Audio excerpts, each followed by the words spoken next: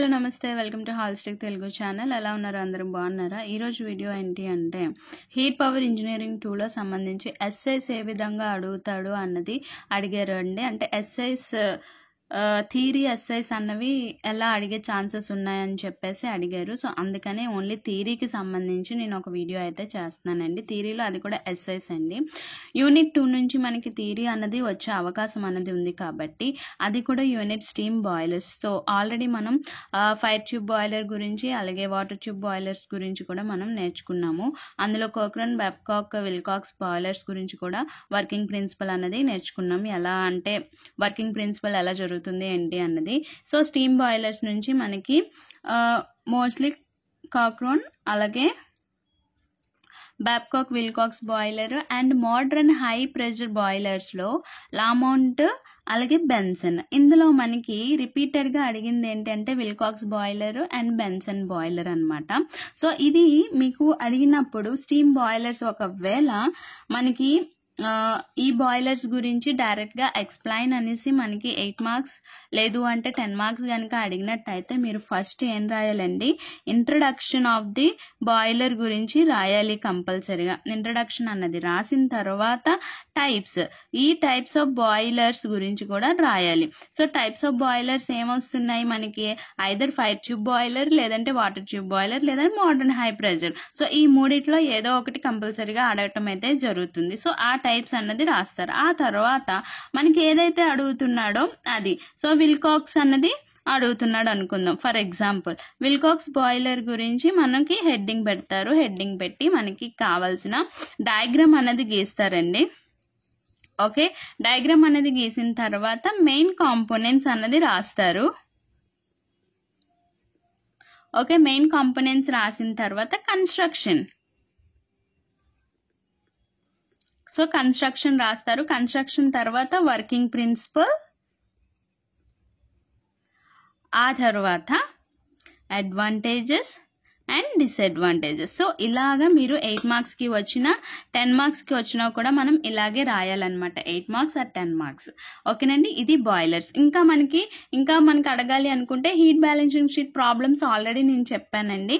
So చూడండి, heat balancing sheet problems కూడా ఒక్కొక్కసారి అడుగుతున్నాడు. ఓకే, ఇది యూనిట్ 2.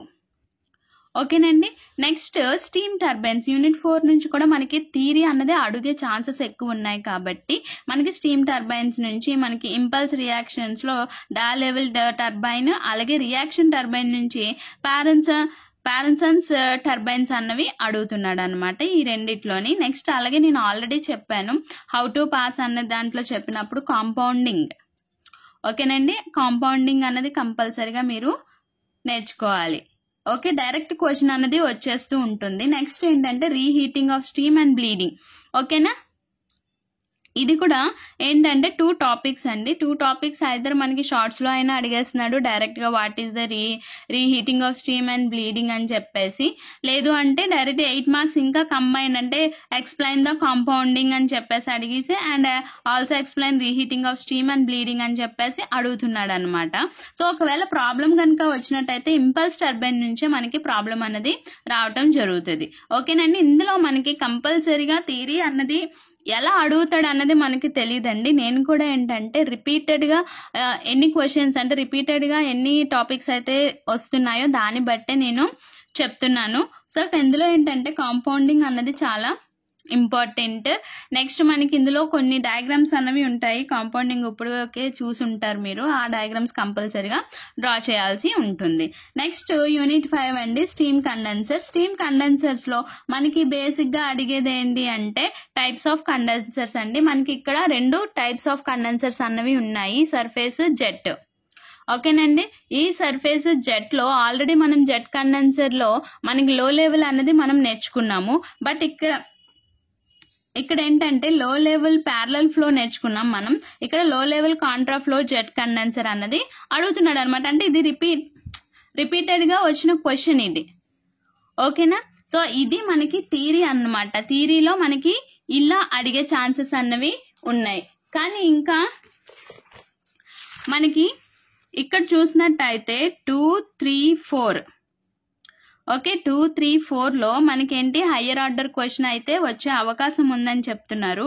బట్ నేనేమంటున్నానంటే higher order question steam turbines నుంచే మనకి వస్తుందండి. స్టీమ్ టర్బైన్ నుంచే కంపల్సరీగా క్వశ్చన్ అయితే వస్తుంది. ఈ రెండు కూడా 8 మార్క్స్ అన్నవి వస్తాయి. స్టీమ్ నాజిల్స్ అన్నవి కూడా మీరు కరెక్ట్గా చూసుకోండి. ఓకేనా. స్టీమ్ నాజిల్స్లో మహా అయితే 2 మోడల్స్ ఆర్ 3 మోడల్స్ అన్నవే ఉంటాయి. చాలా సింపుల్ యూనిట్, చాలా ఈజీగా కూడా మనం స్టీమ్ నాజిల్స్ నుంచి స్కోర్ చేయొచ్చు.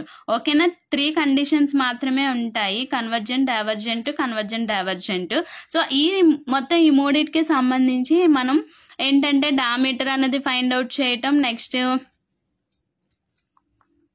సో జీనర్ నెంబర్ ఇచ్చినప్పుడు ఎలా ఫైండ్ అవుట్ చేయాలి, అలాగే వెలాసిటీ ఆఫ్ ఫ్లో అన్నది ఫైండ్ అవుట్ చేయటం, ఇలాగా ఒక 2, 3 మోడల్స్ ఉన్నాయండి. ఆ స్టీమ్ నాజిల్స్ నుంచి ఆ 3 మోడల్స్ చూసుకుంటే మనకి ఎగ్జాక్ట్ 14 మార్క్స్ అన్నవి పక్కాగా వచ్చేస్తాయండి. అలాగే నేను చెప్పినట్టు బాయిలర్స్ కూడా అంటే థియరీ అడిగారు కాబట్టి నేను ఓన్లీ థియరీవే నేను ఎక్స్ప్లెనేషన్ అన్నది ఇచ్చాను. సో ఏ క్వశ్చన్స్ వస్తాయి అన్నది. ఓకేనా.